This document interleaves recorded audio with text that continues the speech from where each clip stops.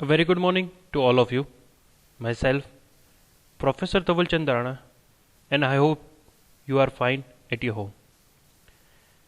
Guys, we are discuss lots of things in unit number 2, which we contain a two different method, Huffman and arithmetic. As previously, we are completed arithmetic coding with help of ciphering and deciphering a tag.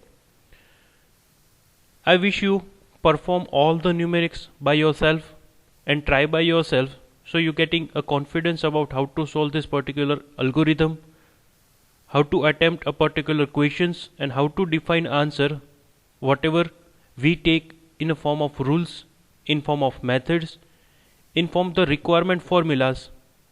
So it should be really benefit for your exam point of view. Guys, today we also discuss about one of the concept of arithmetic coding is nothing but generating a binary code. It is a part of arithmetic coding because we know that in a arithmetic coding we take a lots of equations for the finding a tag value, as well as on a reverse process deciphering a tag we generate a source alphabet in form of a given tag value, and the tag value have a larger fractions number, so maybe sometime is take a confusion on a receiver end to taking how many points which be covered after the decimal value.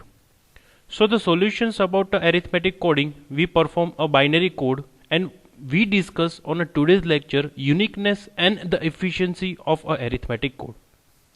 So we take first concept about what is a binary code and what is the difference between binary code and a arithmetic code in some basic theoretical concepts. So first we discuss generating a binary code.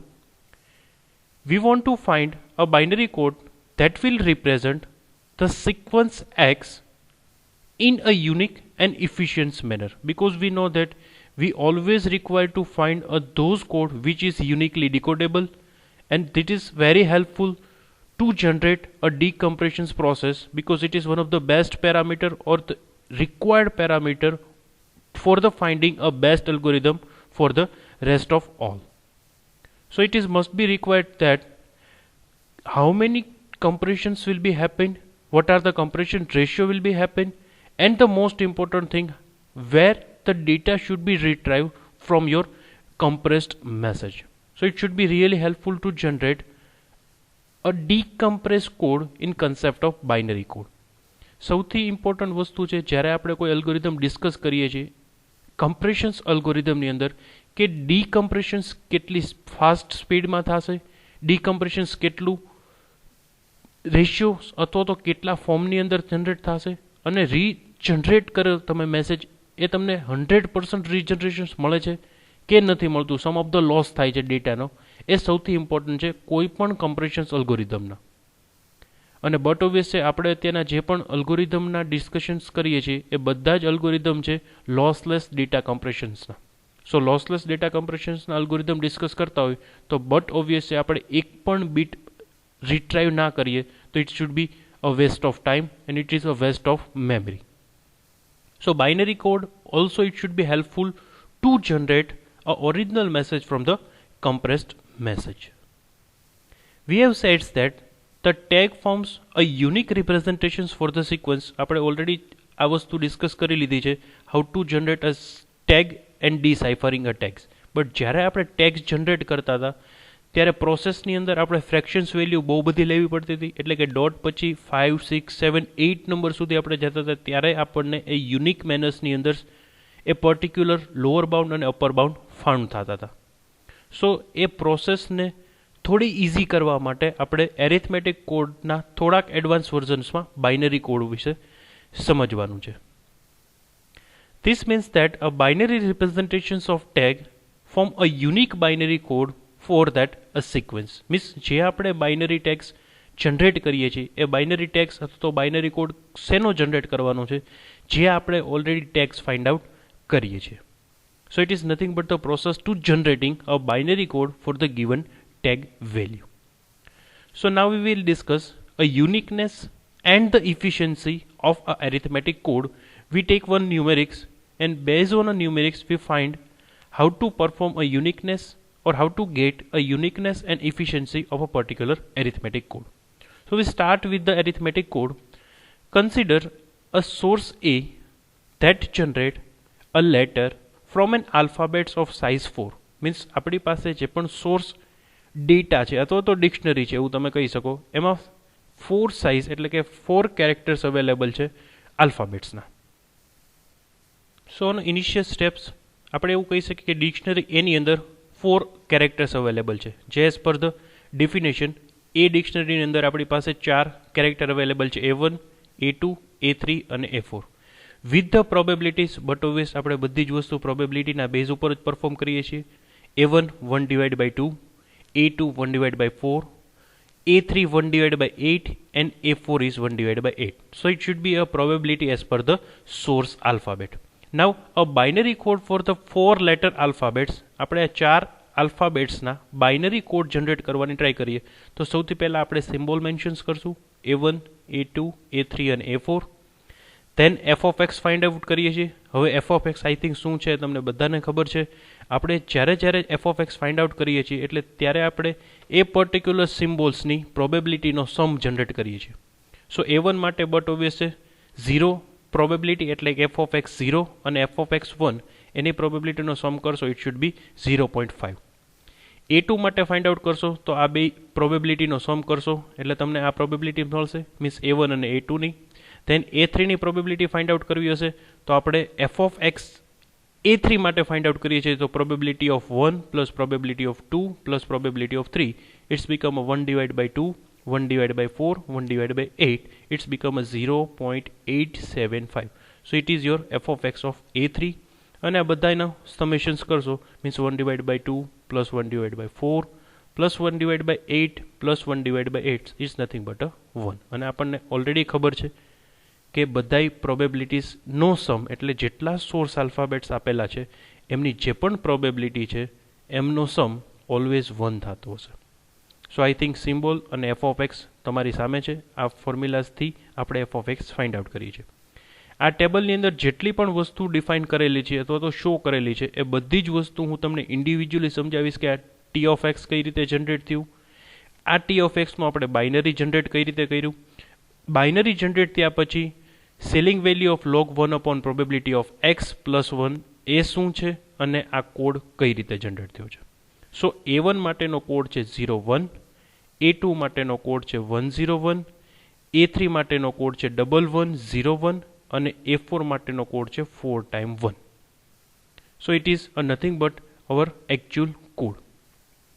So I think F of X તમને હવે ખબર છે કે જે probability આપણે find out કરીએ છીએ એ પ્રોબેબિલિટીનો આપણે સમ જનરેટ કરતા જઈએ છીએ અથવા તો એવું કહી શકે કે એડ કરતા જઈએ છીએ. A1 માટે ફર્સ્ટ પ્રોબેબિલિટી, A2 માટે A1 પ્લસ A2, A3 માટે A1 plus A2 plus A3 અને A4 માટે A1 plus A2 plus A3 plus A4. So it is your F of x.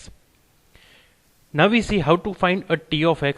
T of x is a nothing but a mid value of a particular f of x. So આપણે t of x કઈ રીતે find out કરીએ એ જોતા જઈએ. So t of x is nothing but the f of x0 plus f of x1 divided by 2. So it should be 0 plus 0.5 into divided by 2. It's become a1 માટે t of x શું થશે 0.25. હવે જ્યારે તમે second માટે એટલે કે A2 માટે t of x find out કરો છો સો is nothing but the f of x1 plus f of x2 divided by 2 is nothing but a 0.5 plus 0.75 divided by 2 is nothing but a 0.625. Same for the A3, it's become f of x2 plus f of x3 divided by 2, 0.75 plus 0.875 divided by 2, it's nothing but the A3 of t of x is become 0.8125. And the last f of x3 plus f of x4 divided by 2, it's become a 0.875 plus 1 divided by 2, it's nothing but the A4 0.9375. અહીંયા divide by 2 લખતા ભૂલી ગયો છું, અહીંયા divide by 2 લખવાનું છે. So it is your t of x. I think તમને બધાની વેલ્યુ અહીંયા મળી જશે 0.25, 0.625, 0.8125 and 0.9375. So it is your t of x. Now t of x ના બેઝ ઉપર આપણે એનું બાઇનરી જનરેટ કરવાની ટ્રાય કરીએ. સો અત્યાર સુધી આપણે ક્યારેય પોઈન્ટની વેલ્યુનું બાઇનરી જનરેટ નથી કર્યું. સો આ એક વસ્તુ થોડીક ઇમ્પોર્ટન્ટ છે, ધ્યાન રાખશો એટલે ઇઝીલી સમજાઈ જશે how to perform or how to convert your decimal value which available in fractions value or point value in form of binary. Means તમારે ડોટ વેલ્યુ કોઈ પણ નંબર્સ છે એનું બાઇનરી કઈ રીતે જનરેટ કરવું એ આપણે જોઈ લઈએ. સો સૌથી પહેલાં કેવી રીતે પ્રોસેસ કરવાની છે, how to convert your T of x or T of x in to the binary value. સૌથી પહેલાં આપણે A1નો ટી ઓફ એક્સ મળે છે 0.25. સો 0.25ને આપણે મલ્ટિપ્લિકેશન ઓફ 2 કરશું એટલે આપણને મળશે 0.50. સો ડોટ પહેલાંની જે કંઈ પણ વેલ્યુ છે 0 એ કન્સિડર કરી લ્યો, એ તમારો ફર્સ્ટ પોઈન્ટ હશે અથવા તો એ તમારો ફર્સ્ટ બાઇનરી નંબર હશે. હવે ડોટ પછીની જે વેલ્યુ વધે છે એનું ફરી વખત મલ્ટિપ્લિકેશન કરો 2 સાથે. આ પ્રોસેસ ક્યાં સુધી કરવાની છે મલ્ટિપ્લિકેશન ઓફ 2? જ્યાં સુધી ઇક્વલ ટુમાં 1 નો આવી જાય ત્યાં સુધી.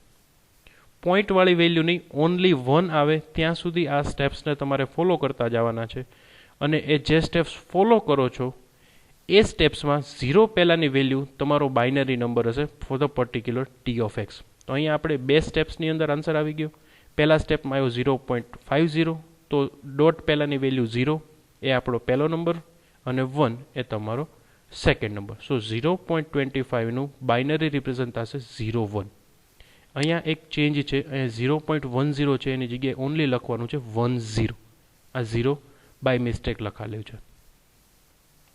નેક્સ્ટ ફરી વખત A2 માટે હું પ્રોસેસ સમજાવી દઉં છું. 0.625 શું કરવાનું છે, 0.625 ને મલ્ટિપ્લિકેશન ઓફ 2 કરો એટલે આન્સર મળશે 1.25.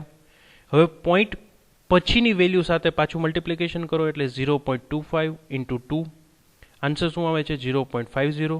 પાછું ડોટ પછીની વેલ્યુ સાથે મલ્ટિપ્લિકેશન કરો, મલ્ટિપ્લિકેશન વિથ 2 અને 1 આવે છે એટલે ત્યાં આપણે સ્ટોપ થઈ જવાનું છે. અને હવે ડોટ પહેલાંના નંબર્સને કન્સિડર કરી લો 1 0 1. So it's become a 1 0 1, your binary value of 0.625. Third માટે ડિસ્કસ કરી લઈએ. 0.8125 માટે સેમ પ્રોસેસ, 0.8125નું મલ્ટિપ્લિકેશન કરો 2 સાથે, આન્સર મળે છે 1.625. ડોટ પછીની વેલ્યુ કન્સિડર કરી લો એટલે કે 0.625. મલ્ટિપ્લિકેશન વિથ 2, આન્સર મળે છે 1.25. ડોટ પછીની વેલ્યુ 0.25 સાથે મલ્ટિપ્લિકેશન કરો 2, આન્સર મળશે 0.50. હજી 1 નથી આવ્યું એટલે હજી મલ્ટિપ્લિકેશન કરવાનું ડોટ પછીની વેલ્યુ સાથે 0.50 ઇન્ટુ 2, ઇટ્સ બીકમ અ 1. સો હવે પછી ડોટ પહેલાંની જેટલી વેલ્યુ મળે છે 1 1 0 1 એ તમારા બાઇનરી નંબર છે 0.8125 માટેનું 1 1 0 અને 1.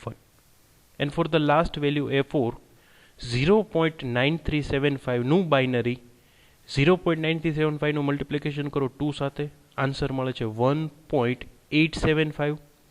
ડોટ પહેલાંની વેલ્યુ નથી કન્સિડર કરવાની, રેસ્ટ ઓફ વેલ્યુ સાથે મલ્ટિપ્લિકેશન કરો એટલે 0.875નું મલ્ટિપ્લિકેશન 2 સાથે. ફરી વખત આન્સર મળે છે 1.75. ડોટ પછીની વેલ્યુ સાથે મલ્ટિપ્લિકેશન કરો 2 સાથે, 0.75 ઇન્ટુ 2 એટલે આન્સર મળશે 1.5. 0.5 સાથે મલ્ટિપ્લિકેશન કરો 2, ઇટ્સ બીકમ અ 1. 1 આન્સર આવી જાય એટલે આપણે સ્ટોપ થઈ જવાનું છે. અને જે પણ ડોટ પહેલાંની વેલ્યુ છે એટલે કે આ 1 1 1 અને 1 એ તમારો બાઇનરી નંબર હશે for the given T of X. 0.9375નું બાઇનરી 4 ટાઈમ્સ 1, જે ઓલરેડી આપણે ટેબલની અંદર મેન્શન્સ કરેલું છે. હવે વાત રહી ceiling value of log 1 upon probability of x plus 1 માટે. હવે આ બાઇનરી નંબરમાંથી કેટલા ડિજિટ લેવાના છે એ આ નંબર ઉપર ડિપેન્ડ્સ કરે છે for the final code. Means તમને જે બાઇનરી વેલ્યુ મળી ગઈ એમાંથી હવે કેટલા ડિજિટ ફાઇનલ કોડ માટે ઇમ્પ્લિમેન્ટ્સ કરવાના છે, તો ફાઇનલ કોડ્સ માટે કાઉન્ટ કરવાના છે, એ નંબર ડિફાઇન કરશે તમારો એકચ્યુઅલ કોડ. તો એ ચેક કરી લઈએ આપણે. બીજું કાંઈ નથી કરવાનું. As per the equations find ceiling value of log 1 upon probability of x plus 1. સૌથી પહેલાં પ્રોબેબિલિટી A1 માટે ફાઇન્ડ આઉટ કરીએ છીએ. તો probability of A1 1/2 A already તમને આપી છે, એને આપણે કન્સિડર કરી દઈએ 0.5ની અંદર.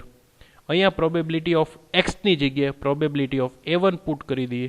સો ceiling value of log 1 upon probability of A plus 1 log 1 divided by probability of 1 divided by 2 it's become a 0.5. તો મેં આ પ્રોબેબિલિટી ઓફ A ને ડાયરેક્ટલી 1.5 થી રિપ્લેસ કરી દીધું છે. 1 ડિવાઇડ બાય 5 કરશો એટલે 2 મળશે. આપણે ઓલવેઝ log બેઝ 2 ની વેલ્યુ ફાઇન્ડ આઉટ કરીએ છીએ. તો log બેઝ 2 ની વેલ્યુ ફાઇન્ડ આઉટ કરતા હોય તો આપણે જે પણ વેલ્યુ માટે એટલે કે 1 ડિવાઇડ બાય 0.5 log 2 માટે log base 2 value find out કરવી હોય તો એને શું કરવું પડે? log 2 વડે ડિવાઇડ કરવી પડે. સો આ log 1 divide by 0.5 it's become a log 2. એને log બેઝ 2 માં કન્વર્ટ કરવા માટે મેં ડિવાઇડ કર્યું log બાય 2 થી, એટલે આન્સર મળે છે 1 plus 1 it's become a 2. Same for A2, 1 divide by probability of A2. A2 ની પ્રોબેબિલિટી છે 1 ડિવાઇડ બાય 4 એટલે કે 0.25. 1 ડિવાઇડ બાય 0.25 એટલે log 4. log 4 ની વેલ્યુને ડિવાઇડ કરવાના છે log બેઝ 2 થી, એટલે આપણને log 4 ની વેલ્યુ મળશે log બેઝ 2 માં પ્લસ 1 એટલે log 4 divide by log 2 it's become a 2 plus 1 it's become a 3. Probability of 3, probability of A3 અને A4 બોથ આર સેમ, એટલે મેં એક જ સ્ટેપ્સમાં બે આન્સર લખી નાખ્યો છે. 1 divide by 8 it's become a 0.125. 1 divided by probability of A3 it's nothing but a 1 divided by 0.125.